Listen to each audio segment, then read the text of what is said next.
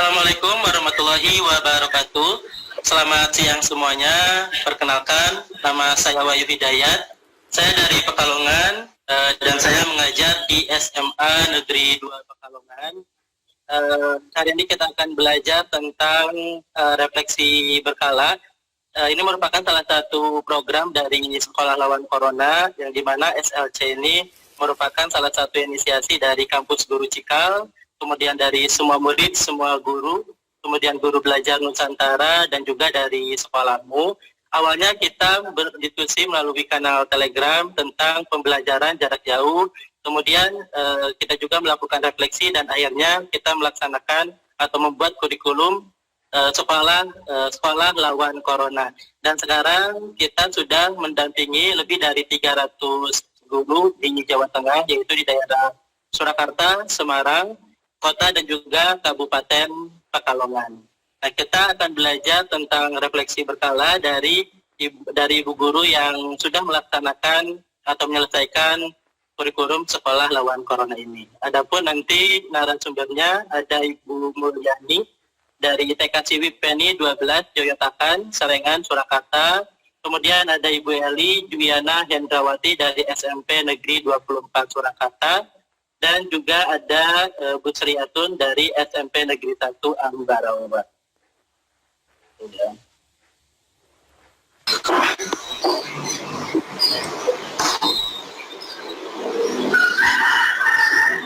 Ini narasumbernya sudah muncul ya. Halo Bu Mulyani, selamat siang. Selamat siang Pak Wahyu. Bu Sriatun. Ya, alhamdulillah. Ibu Eli Duyana, bagaimana kabarnya Bu?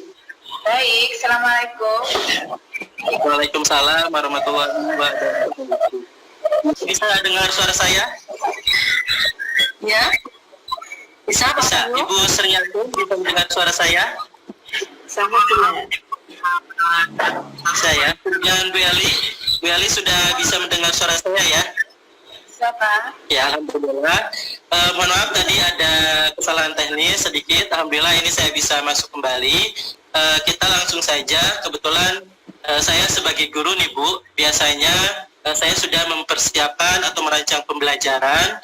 Kemudian setelah saya melaksanakan pembelajaran tersebut, terkadang kita sudah maksimal nih mengajar, kita sudah mempersiapkan ini itu.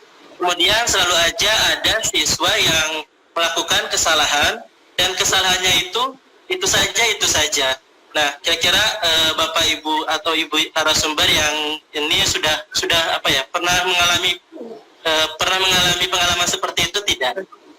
Mungkin Bu Mulyani pernah tidak Bu mengalami seperti itu?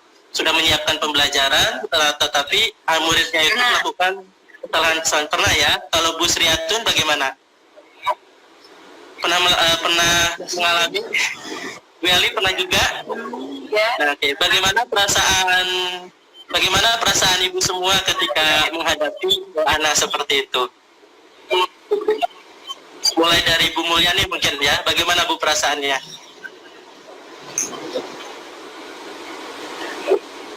Perasaannya ya kadang agak-agak jengkel sedikit ya, karena apa?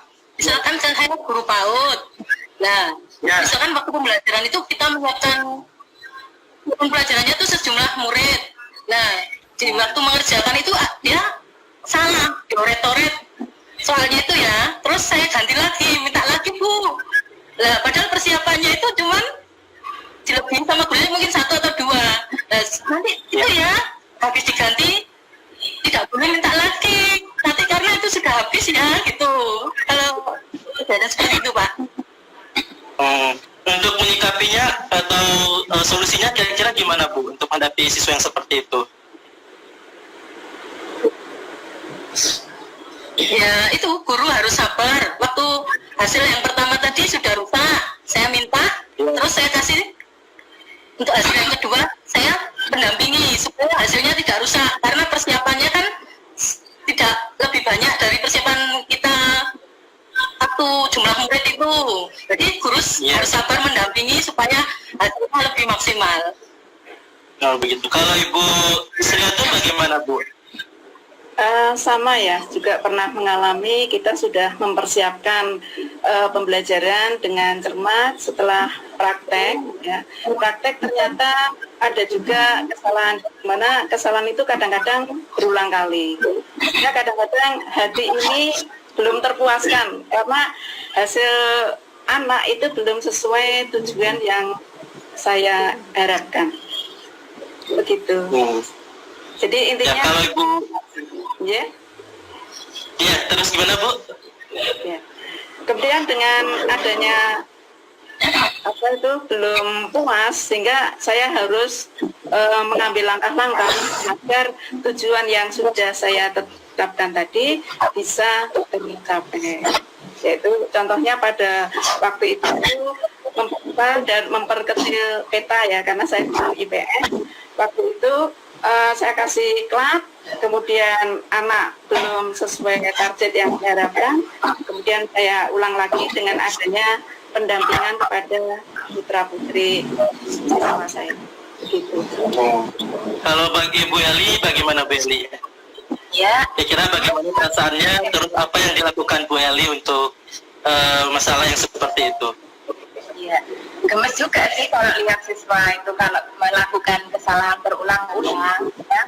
Ini dikasih contoh satu, kemudian salah, saya kasih lagi contoh yang kedua, salah lagi. Nah ini, tetapi sebagai guru itu ya, kita harus sabar untuk menghadapi anak-anak tersebut.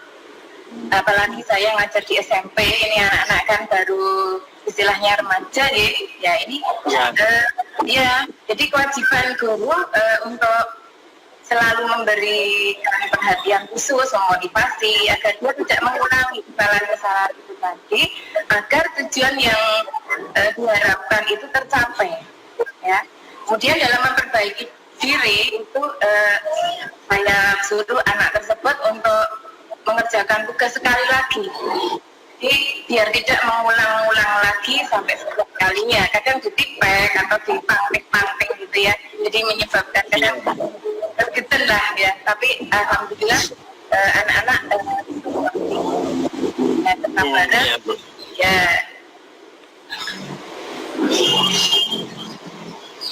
Begitu Pak Wahyu. Oh iya Bu, terima kasih Bu. Jadi semua narasumber di sini sudah pernah mengalami ya, dan penyelesaiannya pun berbeda-beda. Nah sekarang saya ingin bertanya nih sama Bu Mulyani. Bu Mulyani pernah tidak melakukan refleksi pada saat pembelajaran? Ya pernah. Misalkan kalau anak kelihatan sudah jenuh, refleksinya kalau saya itu tepuk Pak. Ya saya kasih tepuk supaya anak bisa senang lagi, bisa nyaman, rasa capeknya biar kehilangan, rasa capeknya itu hilang gitu ya Pak ya. Terus kadang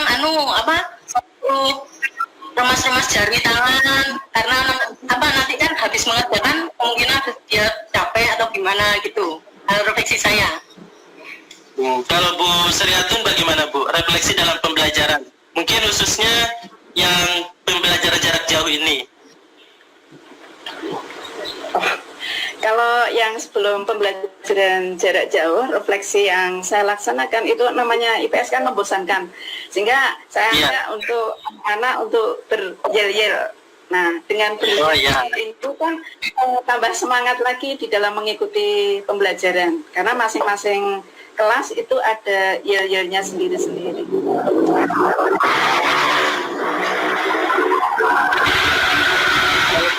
Bagaimana Bu Eli? Ya, untuk refleksinya kebetulan saya guru matematika ya. Anak-anak itu misalnya mengerjakan usaha seperti tadi, saya arahkan, kebetulan kami di MGMP itu kan ada lagu matematika aku suka ya. Jadi saya tampilkan dulu biar nggak jenuh dengan pelajaran yang mungkin bagi mereka nggak begitu suka dengan pelajaran matematika. Kalau ada lagu matematika aku suka itu, anak-anak memperhatikan lagi. Nah, dengan begitu baru kita mulai lagi untuk pembelajaran agar anak tidak terfokus lagi kan.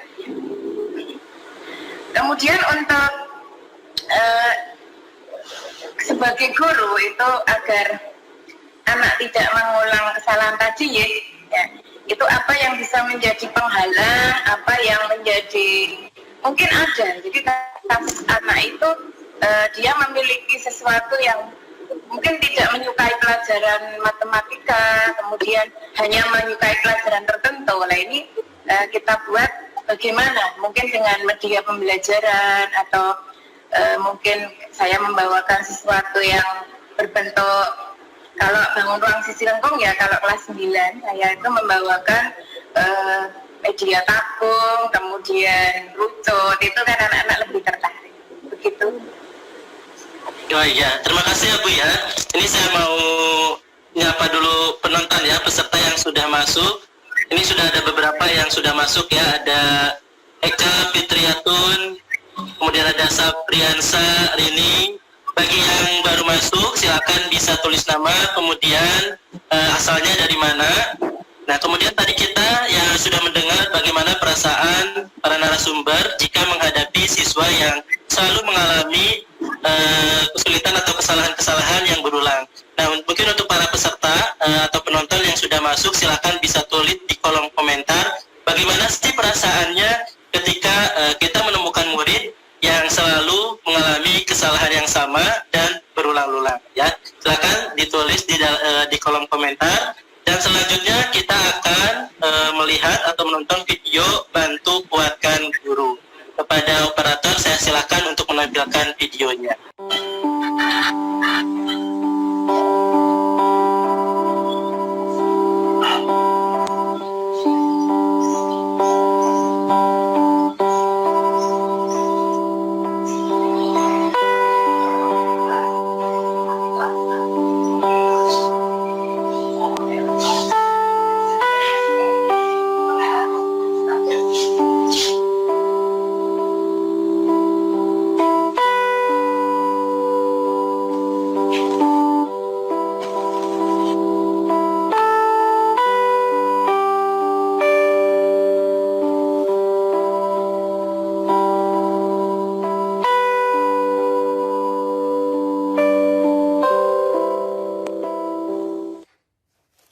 Jadi banyak sekali permasalahan yang terjadi dan kita sebagai guru hendaklah untuk saling menguatkan. Ini saya baca beberapa komentar dari peserta atau penonton, ini ada yang keren nih. Refleksi untuk memperbaiki, tak perlu gengsi ya. Jadi untuk melakukan refleksi kita tidak perlu gengsi karena karena refleksi itu tujuannya adalah untuk memperbaiki bagaimana pembelajaran kita di dalam kelas gitu, termasuk ketika pembelajaran online. Terkadang kita sebagai guru terkadang merasa tidak enak atau tidak mau dikritik oleh murid. Justru kritikan, masukan dari murid khususnya itu bisa membangun dan juga bisa memperbaiki kegiatan pembelajaran kita di dalam kelas. Nah sekarang saya mau bertanya nih sama tadi dari Bu Mulyani terus ya. Sekarang mungkin dari Bu Eli dulu ya. Bu Eli, mungkin nanti Bu Mulyani dan juga Bu Sriatun bisa mendengarkan pertanyaan dan juga memahami pertanyaannya. Nanti setelah Bu Eli, saya masuk ke Bu Sriatun dan juga Mulyani. Ibu semua kan sudah mengikuti kegiatan SLC dan juga sudah menyelesaikan kurikulum tersebut. Apakah ketika atau setelah menyelesaikan kurikulum di sekolah lawan corona, itu ada sesuatu hal-hal yang membuat Ibu merasa bahwa oh ternyata pembelajaran yang saya lakukan itu ada yang kurang tepat, atau oh ternyata pembelajaran yang telah saya lakukan itu ada yang salah gitu ketika setelah saya mengikuti kurikulum ini. Bagaimana Bu? Ada nggak yang seperti itu? Ya, kalau dulu sebelum mengikuti pelatihan memang saya belum menggunakan 5M ya yang saya dapatkan dari sekolah lawan corona. Nah, pembelajaran yang sangat menyenangkan dan efektif dapat membuat kita lebih bersemangat. Jadi, insya Allah nanti untuk semester ini ke depan program kami akan mengikuti apa yang sudah kami pelajari dari SLC ini. Ya, terutama untuk 5M-nya Pak. Ya, ini untuk memanusiakan hubungan. Ya, kita harus tahu bagaimana anak di rumah dan menanyakan kesiapan orang tua dalam pembelajaran jarak jauh ini nanti. kemudian menyesuaikan juga durasi belajar anak, jadi waktunya yang tepat untuk anak, kemudian memahami konsep. Yang kedua itu kita harus bisa menjelaskan tujuan belajar yang kita harapkan kepada orang tua dan siswa, kemudian melemparkan sejumlah pertanyaan terkait tugas untuk siswa. Nah, kemudian yang ketiga, membangun keberlanjutan. Ini menjelaskan tugas ya, aktivitas dengan rinci dahulu, kemudian nanti baru kita memberikan umpan balik ya, umpan balik kepada orang tua dan siswa, kemudian mengajak refleksi ya. Kemudian yang 5M yang keempat itu memilih tantangan. Jadi kita memberikan instruksi pilihan aktivitas siswa. Jadi kombinasi antara diskusi dengan guru nanti lewat daring atau mungkin classroom ya itu, atau mungkin WA group demikian. Kemudian memberikan pilihan murid untuk melakukan sesuatu yang diminati. Yang diminati anak tersebut kan berbeda-beda. Mungkin ada yang minatannya itu di pelajaran matematika, mungkin di bahasa Inggris. Lah kita mendekatkan pelajaran matematika ini ke pembelajaran pelajaran yang lain yang disukai anak tersebut. Lah kita mencari solusinya. Kemudian yang kelima, memberdayakan konteks di sini. Kita memandu murid atau siswa untuk melakukan aktivitas kegiatan di mana menyesuaikan. Jadi menyesuaikan kegiatan anak sehari-hari di rumah. Jadi kita harus menyesuaikan. Kemudian tugas dikondisikan dengan juga keadaan orang tua yang di rumah. Ya, jadi antara guru, orang tua, dan siswa itu nanti juga ada istilahnya penyatuan beberapa tujuan pembelajaran. Jadi kita ada kesepakatan untuk tujuan pembelajaran tersebut. Demikian Pak Wahyu. Ya, terima kasih Bu. Jadi yang tadinya melaksanakan pembelajaran, sekarang di SLC mendapatkan pengetahuan baru ya Bu, yaitu perancang strategi pembelajaran menggunakan 5M ya. Jadi tadi yang pertama itu memanusiakan hubungan ya Bu ya, memanusiakan hubungan, kemudian memahami konsep, kemudian yang keberlanjutan itu ya Bu ya, kemudian yang keempatnya, yang ketiganya apa Bu tadi? Membangun keberlanjutan ya, membangun keberlanjutan, keempatnya memilih tantangan, dan yang terakhir adalah memberdayakan konteks ya. Jadi itu mungkin perubahan yang dilakukan oleh Bu Eli setelah mengikuti kegiatan SLC ini ya Bu. Selanjutnya saya beralih ke Bu siapa ya? Bu Sriatun. Bu Sriatun? Ya, bahwa saya setelah mengikuti SLC ini, ternyata apa yang saya laksanakan PJJ sebelumnya itu jauh sekali dari tuntunan atau cara-cara melakukan PJJ yang baik dan benar. Banyak sekali kesalahan-kesalahan yang saya laksanakan sebelum mengikuti program dari SLC. Contohnya saja memanusiakan hubungan. Di sini pada saat memberikan tugas sebelum kenal SLC itu langsung dikerjakan tanpa adanya kompromi atau kesepakatan antara guru, orang tua, dan murid.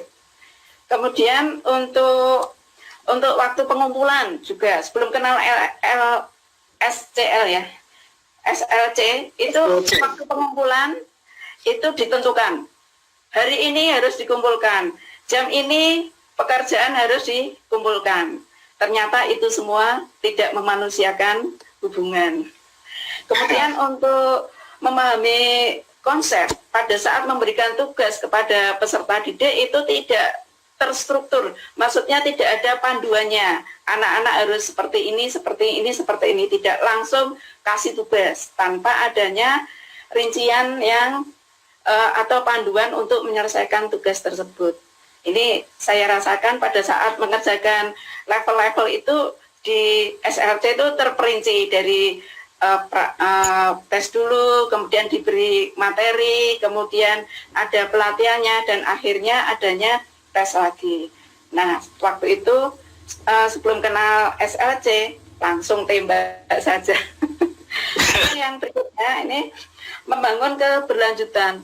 Nah, untuk sebelum kenal SLC ini terus terang dalam membangun keberlanjutan ini anak belum menguasai, lanjut terus untuk materi yang selanjutnya. Jadi tanpa memperhatikan kemampuan dari anak-anak kita. Kemudian yang berikutnya untuk memilih tantangan terus terang.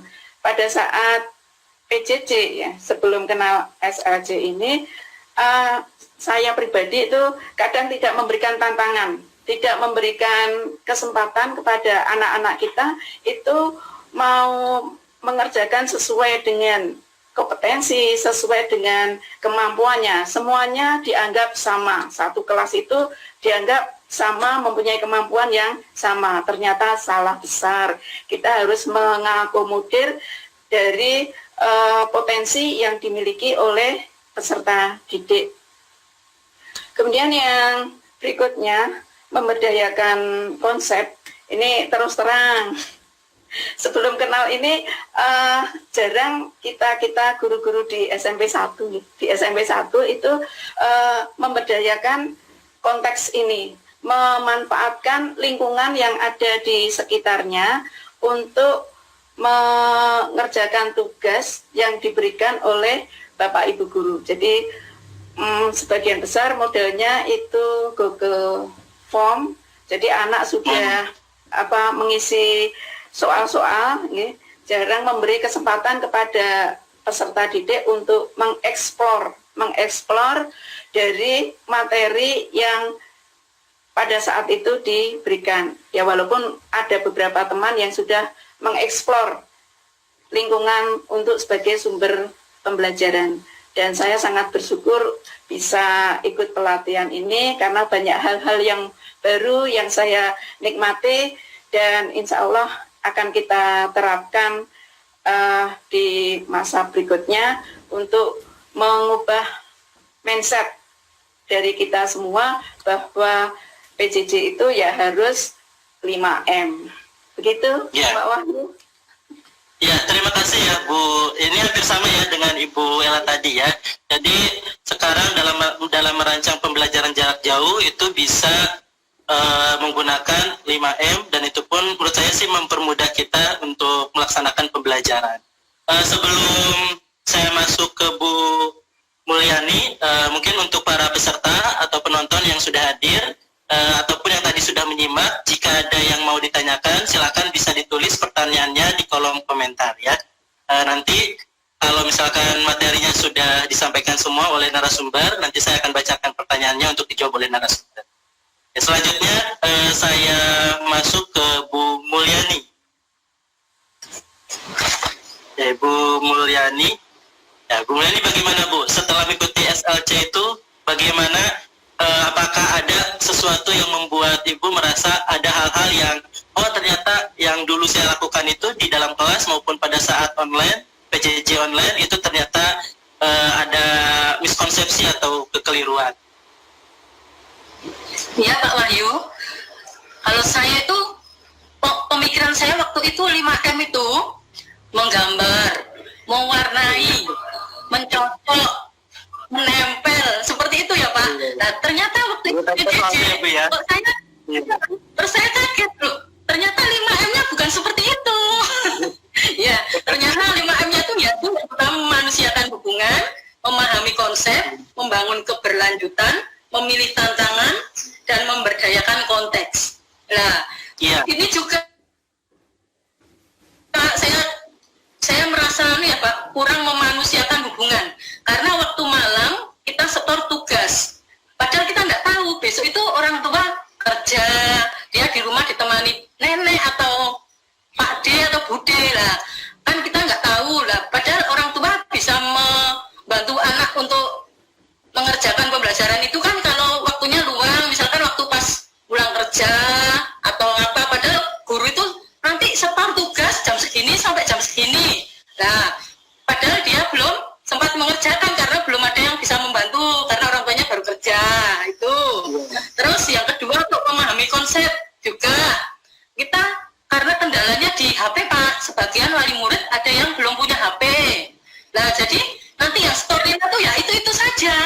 Jadi yang nggak punya HP itu dia tidak pernah setor nilai sama sekali. Terus yang ketiga itu membangun keberlanjutan. Nah itu tadi, karena yang kendala nggak punya HP itu rumahnya lebih jauh daripada yang punya HP. Jadi guru mau ke rumahnya itu, lah otomatis kan kendalanya juga, waktu juga bisa. Karena kan ya zonanya kan zona merah Pak di tempat saya. Jadi saya bingung. Makanya ya jadi yang setor tugas itu ya itu aja. Terus yang keempat memilih tantangan, itu memberikan instruksi pilihan aktivitas beragam. Nah di sini memang kita tidak ya cuman ya buat apa jadwal ini, tapi kan anak bisa menyampaikan itu selonggar waktu orang tua. Misalkan kalau pagi ya ada memang berjemur gitu, ada yang kasih video berjemur. Tapi olahraga kecil itu ada yang olahraga kecil. Terus sarapan pagi, tidur siang gitu juga divideokan. Tapi kan kirimnya itu nanti kalau orang nunggu orang tuanya kalau pas longgar. Nah, terus yang terakhir memberdayakan konteks, yaitu memandu murid untuk melakukan aktivitas kegiatan dikaitkan dengan kegiatan sehari-hari. Itu ya itu Pak, contohnya anak membantu ibu menyapu, itu juga di video terus dikirimkan guru. Terus anak membantu ibu menyiram tanaman, terus ikut bantu ibu melipat baju. Kegiatan sehari-hari yang dilakukan anak itu juga direkam di video. Tapi ya itu tadi Pak, kendalanya bagi orang tua yang tidak punya HP, jadi dia tidak bisa setor nilai sama sekali. Itu Pak, terima kasih. Ya terima kasih Bu. Ini ada pertanyaan masuk dari Ngatiningsih ya. Ini dari Hadijah Takdir. Refleksi apa sajakah yang paling tepat agar kesalahan-kesalahan yang dilakukan murid tidak berulang lagi? Ini pertanyaannya dari Hadijah Takdir. Refleksi apa sajakah yang paling tepat agar kesalahan-kesalahan yang dilakukan murid itu tidak terulang lagi? Mungkin yang pertama akan dijawab oleh nanti gantian ya. Mungkin yang pertama Bu Sriatun ya. Bu Sriatun, monggo. Kira-kira gimana nih Bu? Apa yang harus dilakukan guru? Murid ya. Setelah kita pembelajaran, kemudian kita melakukan asesmen dan kita bisa melihat hasilnya. Misalnya ternyata hasil tersebut belum sesuai harapan, maka langkah yang kita tempuh itu mengkoreksi strategi belajarnya. Kemungkinan strategi pembelajaran yang sudah kita laksanakan itu belum menuju ke goal yang akan kita capai. Memang betul apa yang tadi disampaikan oleh peserta, bahwa guru tidak boleh merasa gengsi untuk menerima masukan-masukan atau mengkoreksi diri kita pribadi dalam rangka untuk melakukan perbaikan-perbaikan agar apa yang akan kita laksanakan ke depannya itu adanya hasil yang sesuai dengan kita harapkan. Jadi intinya kita harus selalu berinovasi di dalam melakukan strategi pembelajaran dan siap menerima masukan-masukan dari rekan-rekan yang mungkin pernah memberikan materi yang sama ternyata memperoleh hasil yang optimal. Nah ini kita bisa saling sharing seperti itu. Ya, terima kasih. Sekarang Bu Ella, gimana kalau tanggapan dari Bu Eli ya? Tanggapan dari Bu Eli bagaimana Bu? Iya, untuk refleksi kesalahan-kesalahan yang dilakukan murid tidak berulang kali lagi. Ini untuk lebih reflektif untuk memberikan solusi dari tantangan yang telah kita hadapi sehingga lebih menentukan arah dalam membuat perubahan yang nyata atau real. Jadi kemudian apa yang menjadi penghalang untuk mengubah cara belajar dengan mengambil contoh sebelum dengan menanamkan pemikiran yang positif. Ya, jadi kemudian bentuk usaha mencarikan mencarikan agar terus mengadakan dan melakukan perubahan setiap hari. Jadi misalnya hari ini kok belum berubah, kita besok lagi kita ulang. Jadi untuk kita berusaha berulang kali juga untuk merubah agar kesalahan itu tidak akan terulang lagi. Demikian. Ya, terima kasih Bu. Ya, selanjutnya dari Bu Mulyani, bagaimana Bu tanggapannya? Kira-kira refleksi apa yang tepat agar kesalahan yang dilakukan itu tidak berulang lagi? Kalau kita sebagai guru tentunya tidak boleh egois. Kita harus bisa melihat keadaan masing-masing murid kan. Setiap murid itu tentu berbeda kriterianya, berbeda sifat wataknya. Nah, kita harus tahu itu karena pernah kejadian di murid saya itu dia kalau pulang sekolah tetap bantu pekerjaan orang tuanya yang sebagai asisten rumah tangga di tetangganya. Jadi dia terkendala untuk belajar karena sudah capek. Makanya kalau dia di sekolah itu pas sering ngantuk. Karena apa? Ditanya didekati guru, dia ternyata ikut bantu ibu kerja. Nah, kerjanya apa ibu? Ternyata ibu kerjanya sebagai asisten rumah tangga. Jadi dia setiap sekali sekolah itu mesti merasa capek, ngantuk, tidak ada semangat gitu Pak. Kasihan, itu kejadian di TK saya ada seperti itu Pak. Jadi ya guru harus tahu keadaan situasi dan kondisinya murid tersebut. Jadi kita harus sabar ya. Terus nanti kalau dia belum dijemput ya kita dekati. Terus nanti oh ya Bu, aku mau ngerjakan PR di sini boleh? Ya nggak apa-apa, gurunya siap untuk mendampingi gitu. Karena maklum ya Pak sudah tahu kondisinya orang tua seperti itu. Ya Pak, itu aja. Ya, terima kasih ya Bu. Jadi itu jawaban dari para narasumber tentang bagaimana refleksi yang paling tepat supaya kesalahan-kesalahan yang dilakukan oleh murid itu tidak terulang kembali. Terima kasih Bu Hadijah Takdir untuk pertanyaannya. Kita lanjut ke pertanyaan berikutnya ya. Di sini ada dari Natiningsih Ning. Sulitnya mengubah mindset guru untuk bisa menerima perubahan dengan adanya PJJ, bagaimana solusinya? Padahal PJJ sebentar lagi berlangsung. Jadi itu ya Bu ya, bagaimana atau solusinya kira-kira bagaimana untuk mengubah mindset guru untuk bisa menerima perubahan dengan adanya PJJ. Tadi diawali oleh Bu Sriatun ya, mungkin sekarang oleh Bu Eli ya. Monggo Bu Eli, kira-kira bagaimana untuk mengubah mindset para guru nih? Ya, untuk mengubah, kita kebetulan di sekolah itu mengadakan workshop ya, workshop pembelajaran jarak jauh ya. Jadi Bapak Ibu guru itu diberi pembelajaran jarak jauh ini dari teman kami yang pandai IT. Itu memberikan pembelajaran workshop selama kurang lebih kemarin itu 4 hari ya. Itu kami diberikan cara untuk masuk ke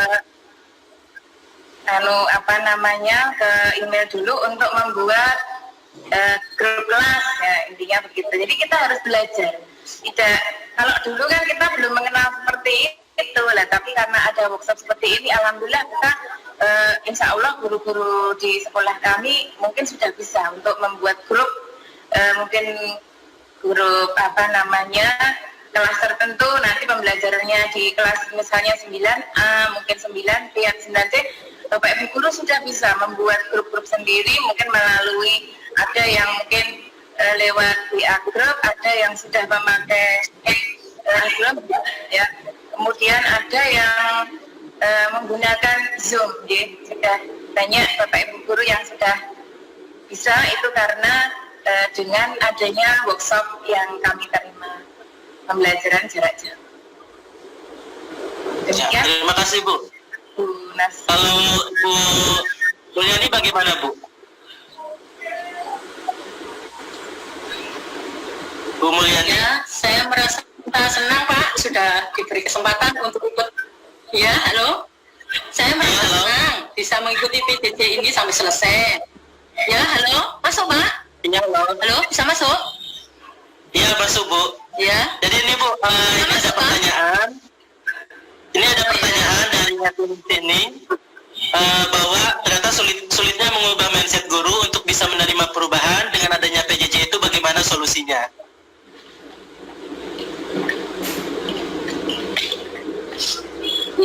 menurut saya sebagai guru tadinya yang belum tahu sekarang sudah menjadi tahu semenjak saya ikut BCC ini.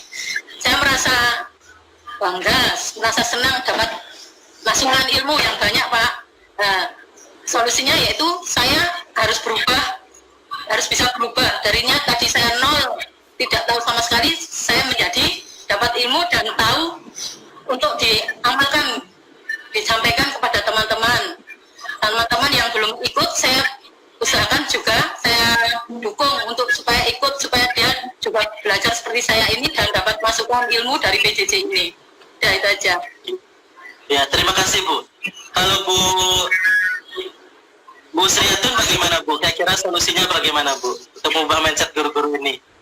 Ya, solusinya ya hampir sama seperti yang disampaikan oleh narasumber sebelumnya, bahwa dengan kondisi COVID seperti ini, maka kita memberikan pemahaman kepada Bapak Ibu guru bahwa saat ini untuk pembelajaran secara luring jelas tidak memungkinkan, maka untuk pelaksanaan pembelajaran secara PJJ, mau tidak mau Bapak Ibu guru harus mengikuti perkembangan dalam menghadapi masa COVID ini. Jadi intinya yang pertama adalah memberikan pemahaman kepada Bapak Ibu guru tentang perubahan cara atau teknik melakukan kegiatan pembelajaran. Nah, saya juga memahami bahwa rekan-rekan dan saya sendiri tadinya memang tahu dari IT melakukan kegiatan pembelajaran. Nah, dengan adanya musibah ini membawa hikmah juga, mau tidak mau teman-teman dan saya pribadi itu juga mulai mendekatkan diri dengan IT. Kemudian yang kedua, untuk mendukung pemahaman teman-teman, maka kita memberikan pelatihan kepada Bapak Ibu guru dan alhamdulillah ada tim dari kurikulum di sekolah kami itu mempunyai kemampuan IT yang luar biasa. Ini kita upayakan untuk melakukan bimbingan kepada teman-teman sehingga di sini alhamdulillah teman-teman mulai kenal Google Classroom, Google Form. Itu memang perlu waktu untuk bisa membuat keyakinan kepada teman-teman yang tadinya merasa bisa saja, tapi alhamdulillah dengan pendampingan dari guru-guru ini teman-teman sudah mulai terampil untuk bisa mengelola PJJ melalui Google Classroom maupun lewat Google Form yang tadinya biasanya hanya lewat WA saja. Kemudian yang ketiga yaitu kita mensosialisasi kepada orang tua, karena apapun orang tua ini kan juga mitra kita, sehingga biar antara pihak sekolah, guru dan juga orang tua, sehingga biar orang tua juga bisa mendukung yang program dari Bapak Ibu guru pada saat melakukan pembelajaran lewat PJJ ini. Itu saja. Ya, terima kasih Bu untuk jawabannya dan terima kasih juga untuk Bu Ngatining Sining yang sudah memberikan pertanyaannya. Semoga jawaban dari para narasumber ini bisa membantu Bu Ngatining Sining khususnya dalam dalam menyelesaikan atau mengubah mindset guru-guru untuk bisa menerima perubahan dalam pembelajaran jarak jauh ini ya. Ya, ini sudah ada yang masuk lagi, ada Bu Anggi Rizka Puspita dari Klaten hadir. Selamat datang Bu Anggi, kemudian Bu Tia. Sepertinya belum ada pertanyaan lagi ya. Ini masih ada waktu 5 menit lagi. Mungkin sebelum nanti ke penutup, saya ingin bertanya kepada Bu Eli ya. Kepada Bu Eli, kira-kira kapan sih waktu yang tepat untuk melakukan refleksi? Ya, untuk refleksi kita sediakan waktu yang tepat ya. Kita mencari keheningan, jangan sampai ada kebisingan. Jadi untuk mencari refleksi itu nanti kita mencari keheningan agar tidak istilahnya itu terganggu. Jadi misalnya di sela-sela tugas kita sudah selesai menyelesaikan tugas, kita cari solusi untuk refleksinya seperti apa. Kemudian mungkin malam hari di saat kita setelah sholat malam ada sedikit jeda waktu, kita pergunakan waktu. Jadi tidak harus kita menentukan waktu tertentu, kita ambil sela-sela kegiatan yang kita bisa rileks, ya. Jadi bisa rileks untuk refleksi tersebut. Demikian Pak Wahid. terima kasih Bu. Kalau Bu Mulyani bagaimana Bu? Kira-kira kapan dan juga kapan waktu yang tepat untuk melakukan refleksi bersama murid-murid?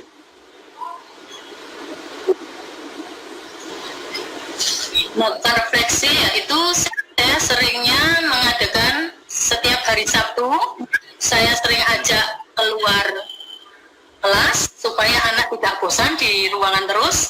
Saya ajak keliling di lingkungan sekitar sekolah, karena lingkungan sekolah saya itu termasuk Solo Surakarta pinggiran ya Pak, Solo pinggiran itu. Nah, tempatnya sangat luas dan banyak sekali bunga-bunga, tanaman-tanaman indah. Dari situ anak-anak termasuk senang sekali. Apalagi kalau dia lihat kupu-kupu sedang hinggap itu, anak-anak langsung lari berkejaran mau, Bu, itu kupunya Bu. Senang sekali Pak. Nah, jadi di saat itu juga termasuk refleksi supaya anak bisa fresh, tidak ada di ruangan terus. Jadi bisa saya ajak keluar kelas supaya anak-anak bisa lihat. Terus ada juga kolam-kolam ikan. Di situ kan ada kolam lele itu yang bantuan dari pemerintah, kan juga ada di belakang lingkungan sekolah juga ada. Ya, jadi waktu kita temanya binatang, kita ambil tema air, binatang air itu ya, nanti kita ambil ikan, kita ajak ke situ. Nanti terus saya 1 bulan sekali ada acara makan bersama, saya ajak ke belakang, saya kasih tikar, makanannya dibawa semua ke belakang, kita makan bersama gitu. Itu Pak. Ya, terima kasih Bu. Kalau Bu Sriatun gimana Bu? Siapa banyak? Ya. Dalam melakukan refleksi ini ada hubungannya dengan misalnya refleksi untuk strateginya. Berarti pada saat layak-layak atau istirahat kita memikirkan, oh ternyata kemarin pakai strategi yang seperti ini itu kurang berhasil. Itu refleksi untuk strategi dalam KBM-nya. Jadi selalu mengintrospeksi diri untuk mencari cara-cara agar apa yang akan kita sampaikan kepada peserta didik itu mengenai sasaran. Kemudian yang kedua, untuk refleksi pada saat pelaksanaan KBM.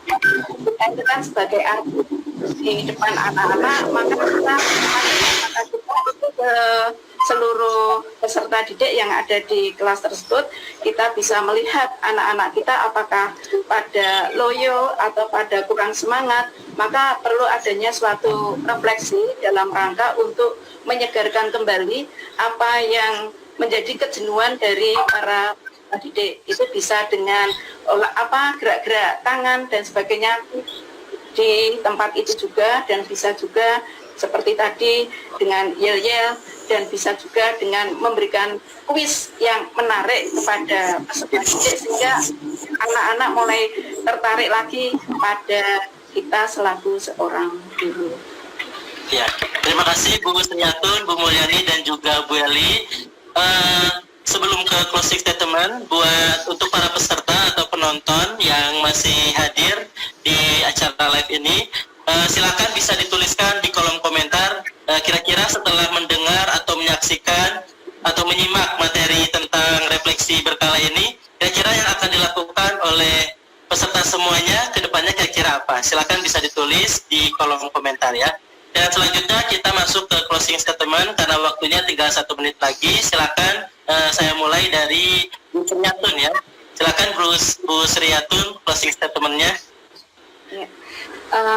Untuk acara di akhir ini saya mempunyai statement bahwa saya harus bersama teman-teman yang sudah mendapat pelatihan SLC bersama-sama untuk menggerakkan Bapak Ibu Guru sesuai dengan program PJJ yang diterapkan oleh SLC, karena sungguh luar biasa dan banyak unggulnya dan memanusiakan hubungan.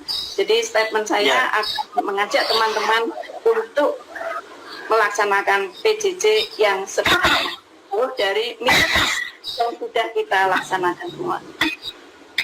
Ya, terima kasih. Sekarang Bu Mulyani, silakan Bu Mulyani closing statement-nya. Iya Pak. Ya. Saya terima kasih sudah diberi kesempatan untuk ikut PJJ ini. Dari sini saya sangat sekali senang sekali Pak sudah diberi kesempatan untuk ikut ini. dan dijadikan salah satu narasumber untuk mewakili teman-teman. Saya merasa dapat sekali banyak ilmu dan manfaat dari ikut PJJ ini, Pak. Semoga dulu yang saya nol sama sekali tidak bisa apa-apa, sekarang saya menjadi bisa. Itu kebanggaan tersendiri buat saya. Ya, Pak. Ya, terima kasih Bu. Ya, ini terakhir dari Bu Eli. Silakan Bu Eli. Ya, untuk sebenarnya ya dari kami, kami berharap teman-teman guru di lingkungan sekolah kami juga di lingkungan mungkin di MPMP dan sebagainya akan melaksanakan pembelajaran jarak jauh ini secara maksimal, ya. Kemudian bagi Bapak Ibu guru mungkin yang belum mengenal IT, nanti mari kita bersama-sama belajar. Kami juga baru belajar dengan adanya pembelajaran jarak jauh dari SLC ini, alhamdulillah memberi motivasi dan dorongan kepada kami, terutama di sekolah kami, dan kebetulan alhamdulillah tadi dari Ibu Kris dan Ibu Sarah ya, itu sudah kersa untuk memberikan pembelajaran atau istilahnya pendampingan kepada kami, memberikan penjelasan, kemudian pengarahan tentang pembelajaran jarak jauh. Ya. Untuk kedepannya, insya Allah nanti guru-guru kami akan lebih memanfaatkan waktu PJJ. Demikian Pak Wahyu. Ya, terima kasih Bu. Jadi itu closing statement dari narasumber. Jadi refleksi itu sangat penting sekali untuk dilaksanakan agar pembelajaran khususnya sekarang ini pembelajaran jarak jauh itu bisa selalu baik dalam setiap tahapannya ya. Kemudian untuk Bu Mulyani, Bu Triatun, Bu Eli, saya ucapkan terima kasih sudah berbagi bersama kami. Kemudian saya juga ucapkan terima kasih untuk operator yang sudah membantu proses berjalannya live ini. Saya sebagai fasilitator mengucapkan terima kasih dan juga mohon maaf apabila dalam aktivitas hari ini ada kesalahan baik dari ucapan saya ataupun secara teknis. Ya, mudah-mudahan apa yang sudah disampaikan oleh narasumber itu bisa dilaksanakan, bisa diterapkan oleh khususnya oleh peserta, oleh saya sendiri khususnya, kemudian umumnya oleh seluruh peserta dan juga penonton yang menyimak kegiatan ini. Sekali lagi saya ucapkan terima kasih. Wassalamualaikum warahmatullahi wabarakatuh. Waalaikumsalam warahmatullahi wabarakatuh.